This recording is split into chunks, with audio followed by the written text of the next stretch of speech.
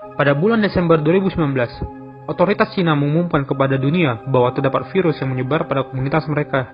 Bulan selanjutnya, virus menyebar ke negara-negara lain dengan kasus yang bertambah eksponensial setiap harinya. Virus ini adalah SARS-CoV-2 yang menyebabkan penyakit COVID-19 dan orang-orang menyebutnya coronavirus.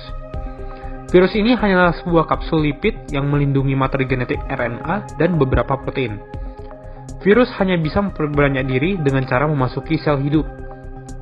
Sejak pertama kali dilaporkan pada Desember 2019, virus ini telah menginfeksi lebih dari 4 juta orang dan 300.000 orang telah meninggal.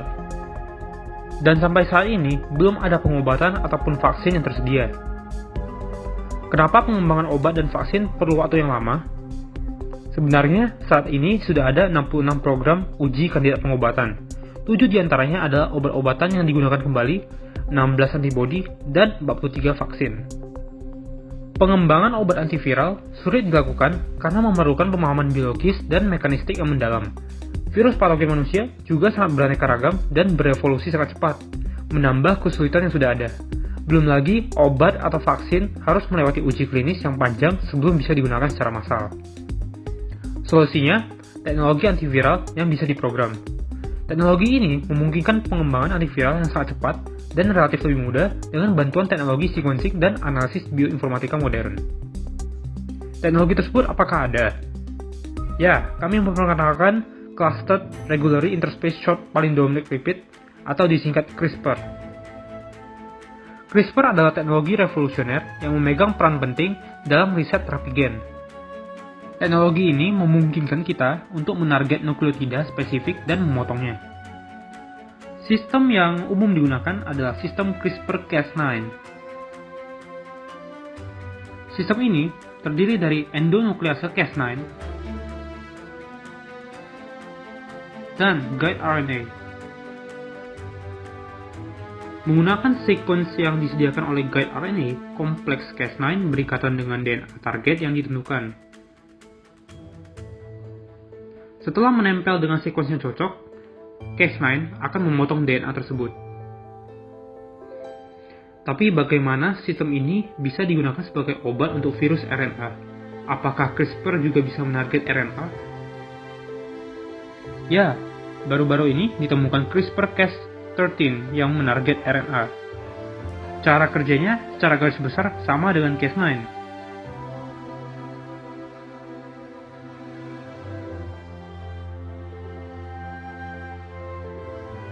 Ya, jadi di sini saya akan menjelaskan tentang sebuah penelitian yang berjudul Prophylactic Antiviral CRISPR in Human Cells atau PACMAN yang bertujuan untuk menginhibisi virus RNA menggunakan sistem CRISPR-Cas13. Kenapa digunakan sistem CRISPR-Cas13? Karena dapat mentarget RNA, memiliki aktivitas katalitik yang tinggi pada sel mamalia, dapat memproses array RNA, memiliki aktivitas pemotongan kolateral yang telah diaplikasikan dalam metode diagnostik Sherlock, serta memiliki banyak ortolog Cas13 yang memiliki efek kolateral minimal terhadap transkriptom inang dalam sel mamalia, sehingga berpotensi untuk diaplikasikan di dalam tubuh. Cas13 yang digunakan adalah Cas13A dari Leptotrichia wade, Cas13B dari Prevotella spp5 CYP25, serta Cas13D dari Ruminococcus flavifaciens XPD3002. Pertama, alignment of sequence dari genom SARS-CoV-2 dari pasien digunakan untuk menentukan sequence target. Target yang dipilih berdasarkan jurnal penelitian ini adalah daerah conserve yang mengkodekan RNA dependent RNA polymerase atau RDRP dan nukleokapsid atau N. Tergantung dari jenis Cas13 yang digunakan, harus diperhatikan juga spesifikasi proto-spacer flanking site atau PFS yang sesuai dengan Cas13 yang digunakan.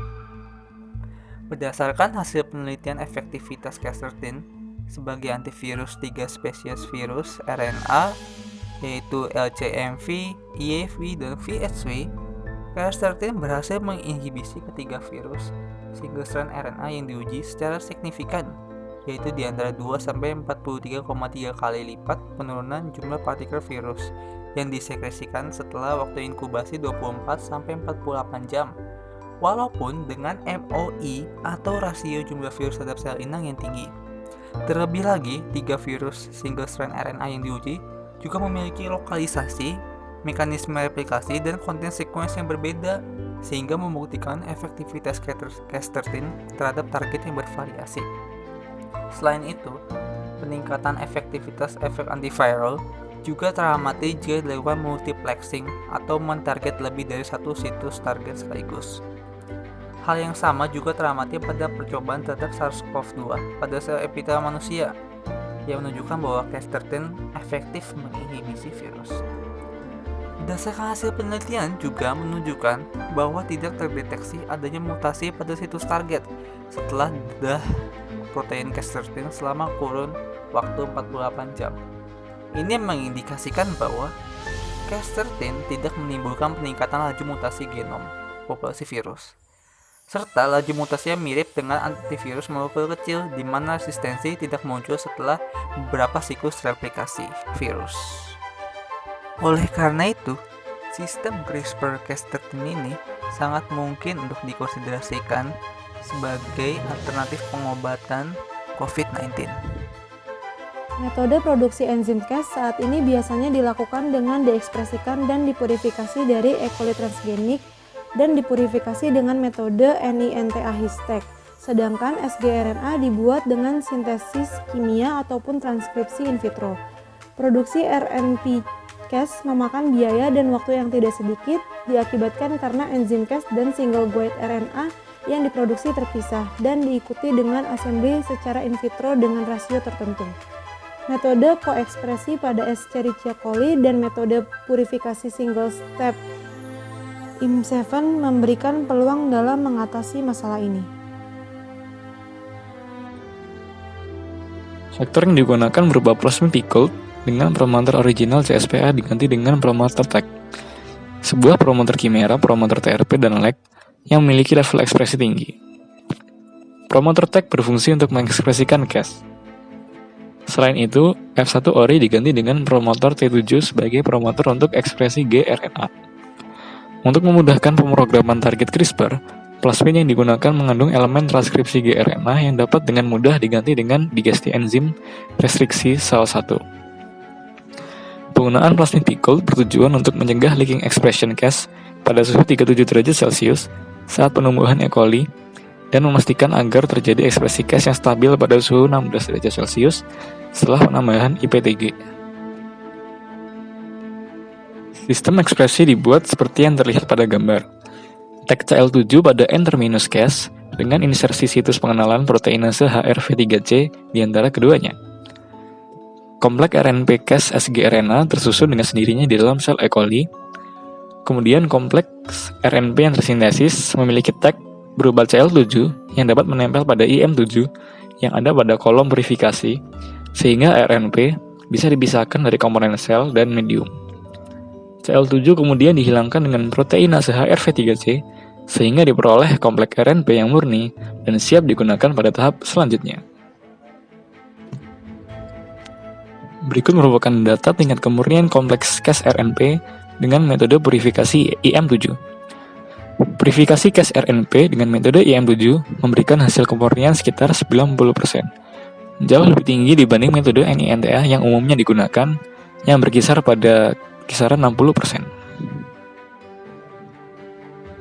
Berikut merupakan berbagai keunggulan metode koekspresi dan purifikasi dengan CL7 IM7 dibandingkan dengan metode konvensional saat ini serta purifikasi menggunakan NINTA.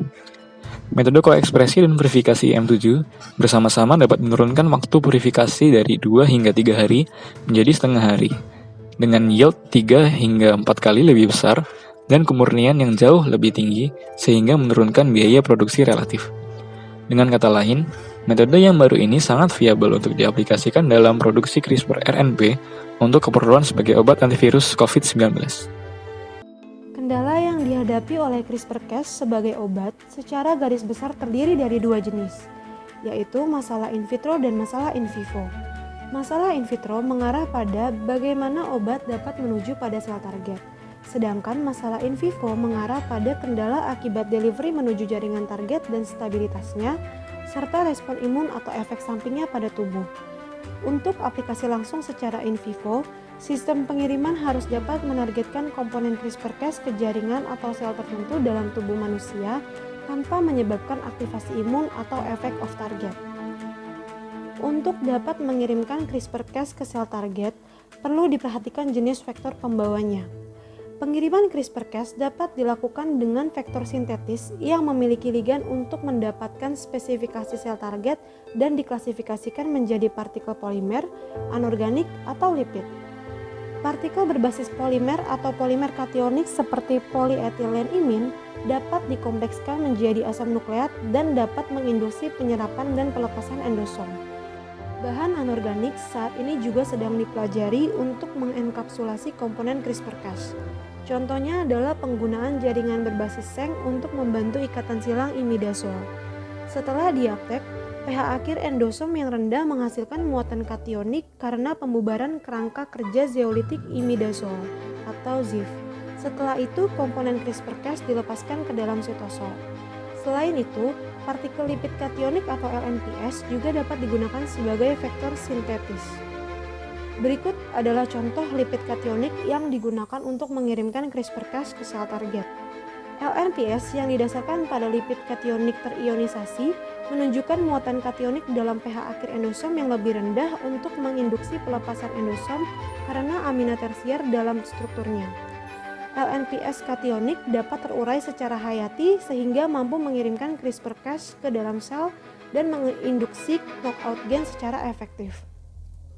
Penggunaan rantai disulfida dalam lipid kemudian akan bertindak sebagai mekanisme pelepasan dengan menyebabkan degradasi partikel dalam endosom yang juga dapat berkontribusi pada pelepasan endosom.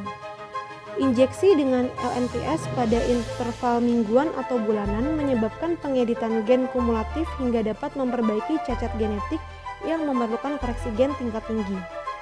Formulasi berbasis LNPs tampaknya yang paling menjanjikan untuk sistem pengiriman CRISPR-Cas karena toksisitas rendahnya sudah diperiksa untuk formulasi cRNA.